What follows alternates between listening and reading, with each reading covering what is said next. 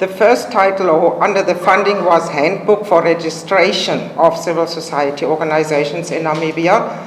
And the Action Coalition, and also specifically Diane, said we shouldn't go for registration of civil society organizations, but leave a lot of things rather to civil society to make themselves accountable instead of the registration.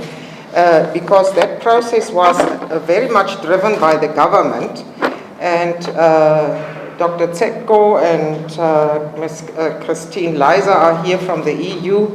They are the consultants that had to review this booklet, Government of the Republic of Namibia Civic Organizations Partnership Policy.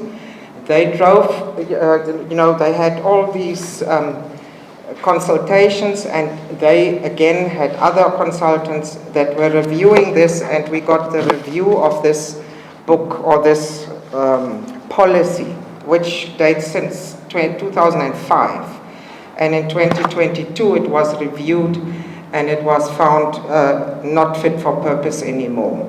So to be proactive, this book that we are launching today is showing, government can have a look at it as well, is showing how civil society can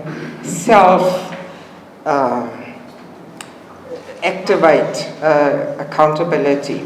Which are the best ways of setting up your organization so that you are accountable to whoever, all the stakeholders. But I think that, personally, that what NGOs are about is in the name. It's non-governmental. It's community groups. It's civil society. So I think that we have to remain vigilant, that obviously often we partner with government. Often we want to work in harmony with government. We want to have a good enough relationship that we can do advocacy with government. But we also need to retain that independence that is so fundamental to what a non-governmental organization is about. So I think we need to be vigilant and watch for things like new laws that may come, that may be put on the table that require everybody to register.